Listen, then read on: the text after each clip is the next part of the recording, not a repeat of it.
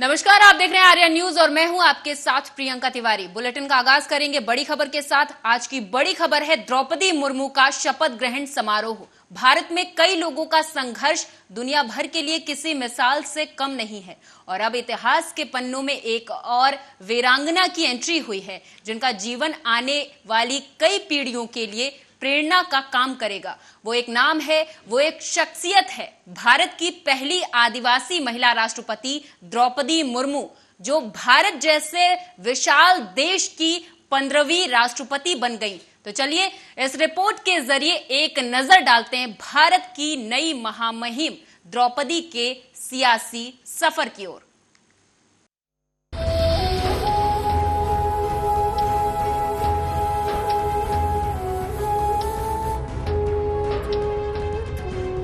द्रौपदी मुर्मू का जन्म साल 1958 में भारत के उड़ीसा राज्य के मयूरभंज क्षेत्र के एक आदिवासी परिवार में हुआ था। तब किसी ने ये सोचा तक नहीं होगा कि छोटे से गांव में जन्मी ये बच्ची एक दिन पूरे देश के सबसे सर्वोच्चतम पद पर विराजमान होंगी। पर किस्मत को कुछ और ही मंजूर था। लगातार मेहनत और निरंतर प्रयास के बाद आज द्रौपदी मुर्मू ने बहुमत से जीत हासिल की। और आपको बता दें कि द्रौपदी का स्वभाव हमेशा से ही उन्हें सबसे अलग और खास बनाता है। उनके शिक्षकों का तो यहाँ तक कहना है कि भौतिकवादी वस्तुओं का दान कर देना मुर्मू के स्वभाव का हिस्सा है।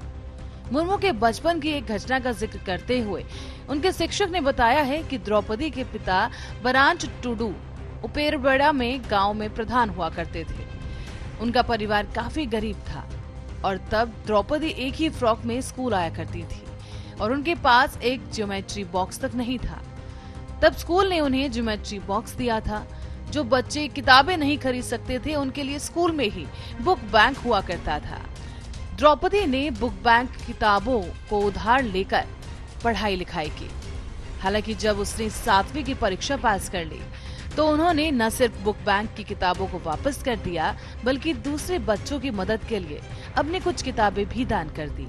और स्नातक की पढ़ाई के लिए वो महिला कॉलेज में उन्होंने दाखिला लिया और रमा देवी मेडिकल कॉलेज से ही स्नातक की पढ़ाई पूरी की, जिसके बाद बिजली विभाग में एक कनिष्ठ सहायक के रूप में उड़ीसा सरकार में उन्हें नौकरी मिल गई और साल 1979 से 1983 तक उन्होंने वहां काम किया। इसके बाद साल 1994 में उन्होंने रंगपुर में अरबिंदो इंटीग्रल एजुकेशन सेंटर में साल 1997 तक एक शिक्षक के रूप में काम किया, जिसके बाद द्रौपदी मुर्मू को उड़ीसा सरकार में स्वतंत्र प्रभार के साथ राज्य मंत्री के रूप में साल 2000 से 2004 तक परिवहन और वाणिज्य विभाग को संभालने का अवसर मिला। उन्होंने साल 2002 से 2004 तक उड़ीसा सरकार के राज्य मंत्री के रूप में पशुपालन और मत्स्य पालन विभाग को संभाला। साथ ही साल 2002 से 2009 तक वो भारतीय जनता पार्टी के अनुसूचित जाति मोर्चा की राष्ट्रीय कार्यकारिणी की सदस्य बनी रही। और आपको ये भी बता दें कि साल 2006 से 2009 तक भारतीय जनता पार्टी के एससी मोर्चा के प्रदेश अध्यक्ष पद पर भी द्रौपदी मुर्मू तैनात रहीं। वो अनुसूचित जनजाति मोर्चा के साथ साल 2013 से साल 2015 तक भारतीय जनता पार्टी की राष्ट्रीय कार्यकारिणी के सदस्य रह चुकी हैं। उन्हें साल 2015 में झारखंड के राज्यपाल का पद प्राप्त हुआ, जहां वो साल 2021 तक इस पद पर रहीं। पर इन सब के बीच द्रौपदी मुर्मू के जीवन से जुड़ी कुछ ऐसी पहलू भी हैं जो उन्हें बेहद खास बनाते हैं। समाज सेवा के प्रति उनका समर्पण ऐसा रहा है कि वो जब शिक्षक थी तब रायरंगपुर के Shri Aurobindo integral education centre में बिना वेतन के पढ़ाया करती थी।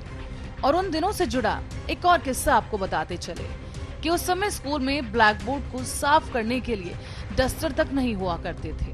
तब द्रौपदी मुर्मू ने फटे हुए कपड़े से डस्टर बनाए और स्कूल के हर क्लासरूम के लिए एक डस्टर बनाया। शिक्षिका के तौर पर द्रौपदी मुर्मू ने लोगों के बीच एक खास जगह बना ली थी और राजनीति में भी उनकी पैठ का अंदाजा इसी बात से लगाया जा सकता है कि नवीन पटनायक के उभार के चलते बीजेपी उड़ीसा में कुछ खास नहीं कर पाई, पर बावजूद इसके द्रौपदी अपनी सीट से जीतने में सफल रही।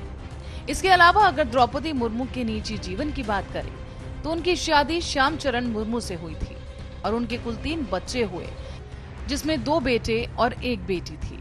हालांकि उनका निजी जीवन बहुत ही खुशहाल नहीं रहा, क्योंकि उनके पति और उनके 2 बेटे अब इस दुनिया में नहीं हैं।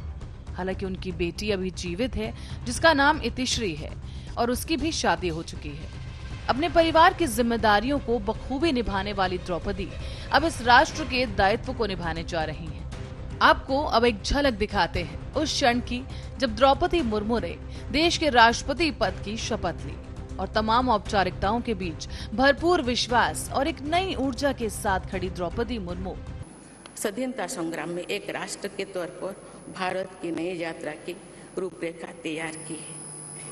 हमारा स्वाधीनता संग्राम उन संघर्षों और बलिदानों की अविरल धारा है जिसने आज़ाद भारत के लिए कितनी ही आदर्शों और संभावनाओं की सिंचा था। पूज्य बापू ने हमें स्वराज, स्वदेशी, स्वच्छता और सत्याग्रह द्वारा भारत के सांस्कृतिक आदर्शों की स्थापना का मार्ग दिखाया था। नेताजी सुभाष चंद्र बोस, नेहरू जी, सरदार पटेल, बाबा साहेब अम्बेडकर, भगत सिंह, सुखदेव, राजगुरु, चंद्रशेखर आजाद जैसे अनगिनत स्वाधीनता सेनानियों ने हमें राष्ट्र के स्वाभिमान को सर्वोपरि रखने की शिक्षा दी थी। साथ ही आपको बताते चलें कि द्रौपदी मुर्मू आजादी के बाद पैदा होने वाली पहली और सबसे कम उम्र की राष्ट्रपति हैं।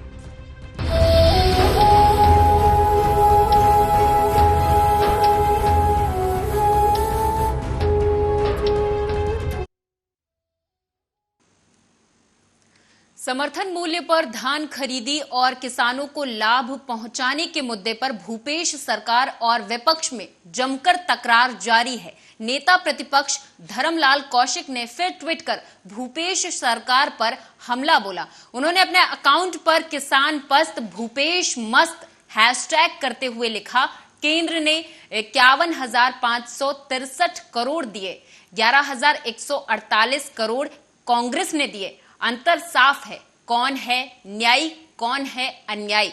विशुद्ध आंकड़े जनता के सामने पेश हैं। उन्होंने कहा कि किसानों के मामले में सीएम बड़ी बड़ी बातें तो करते हैं, लेकिन जब 2500 देने की बात आई तो सरकार असफल रही। किसानों के साथ छल किया गया।